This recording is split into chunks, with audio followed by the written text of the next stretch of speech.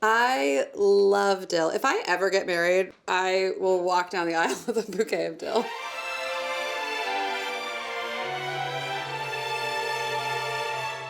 Hello, welcome to Home Movies.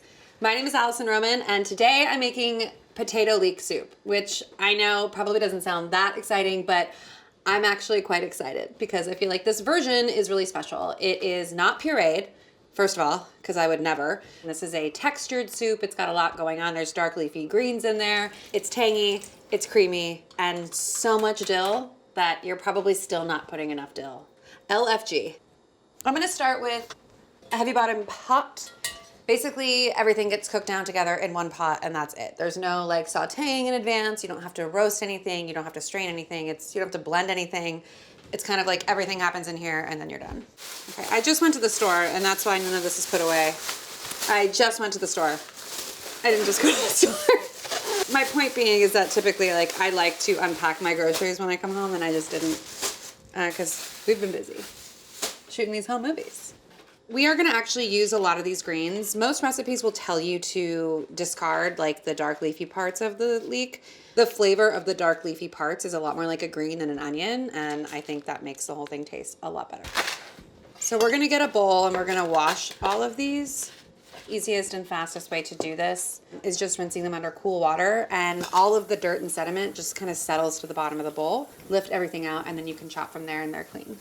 And I'm just gonna like let them sit in the cold water for a little bit. So meanwhile, I'm just gonna cut my potatoes.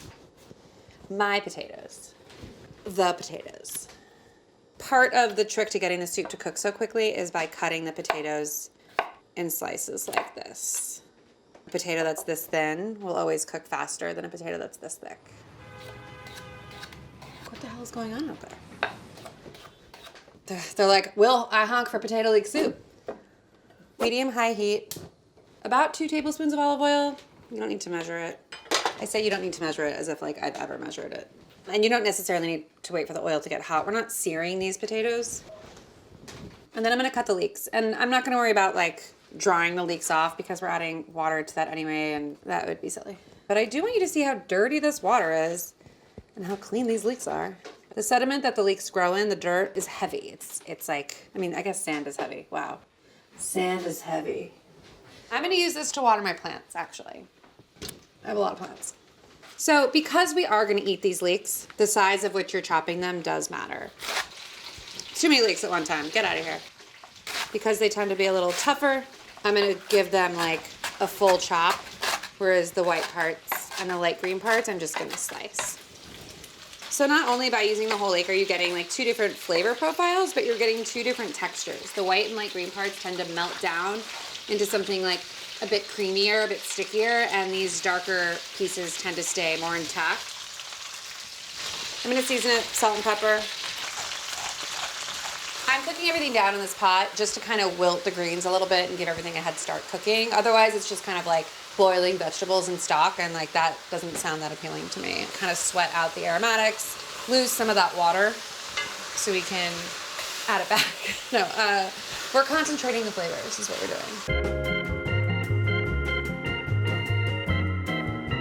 My potatoes, my leeks, my olive oil, my salt, my pepper have been sweating for like 5 to 8 minutes, and I'm really not looking to cook anything through. I'm just looking to sort of like sweat the leeks out. The green parts are bright green. The light and white green parts are kind of melting into the potatoes. We're not trying to keep them intact necessarily, so you can be a little rough here if you want. So I'm gonna add water. That's 6 cups. I'm using Better Than Bouillion, not sponsored. I really love this product. And this is Better Than Bouillion vegetable base. I'm using 4 teaspoons. This stuff is very salty, but it's nice because you can just dissolve it right in the pot. You don't need to like dissolve it in water and then add that to the thing. You can just, everything in the pot. We're gonna bring that to a simmer. Why? Every time.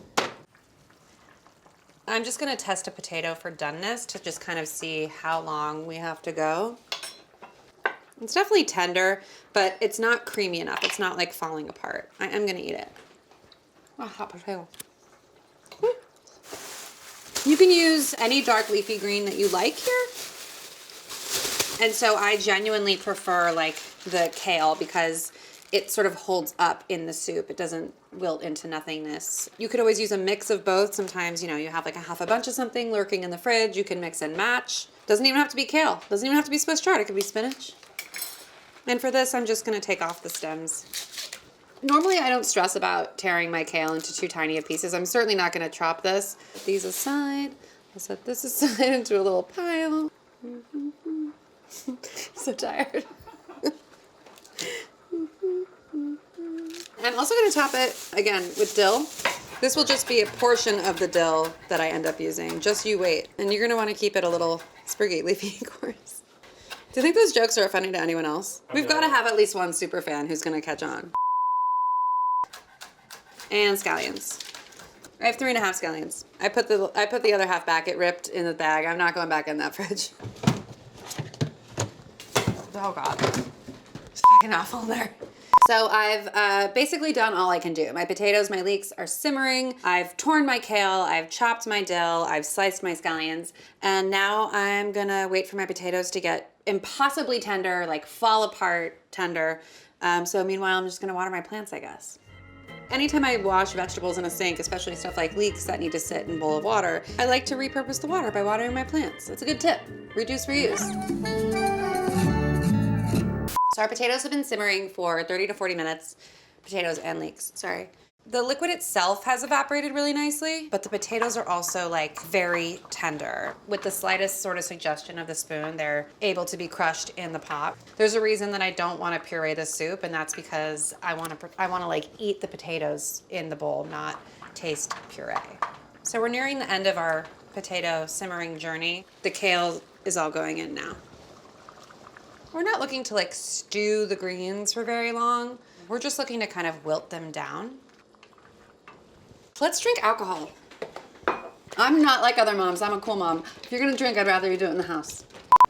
So to finish this delight, we're gonna add some sour cream just to the end to kind of round out the flavors. So 1/4 cup of sour cream into the pot.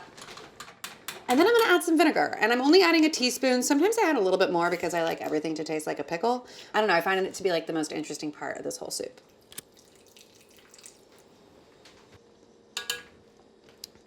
It's so good. I love dill. No, I love this soup so much. I don't know, I'm plating this like we're at a dinner party. This is a personal soup, but anyway, you can top it with a bit more sour cream. I like a lot of scallions, just like when I eat my baked potato, and then just like a literal salad of dill.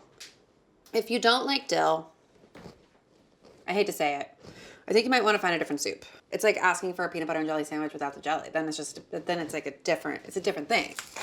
And there you have it. It's potato leek soup, also known as PLS. Sounds boring. It's not, I promise. It is perfect for when you don't have the energy to go to the store because you probably have all of these ingredients in your house already. But it also is just like a very comforting, very simple, surprising soup. Like I feel like when you make it, you feel, oh, this soup is a surprise. Surprise! It was so good and so hot and definitely needs so much more dill. You cannot overdo the dill. It does so much for this soup. When I was a small child, no one saw this coming. When I was a small child, I was really obsessed with the story Stone Soup. When I was writing the newsletter for this recipe, which is where this recipe first appears, I wrote this whole narrative about Stone Soup and how this was sort of like my version of Stone Soup. And then it occurred to me that I'm not even sure what Stone Soup was about. But in my head, it was like a magical story where they put rocks in a pot and with like a chopped up carrot and potato, and they like made soup, and they were like, stone soup. Again, much like the newsletter, this will probably be cut from this narrative.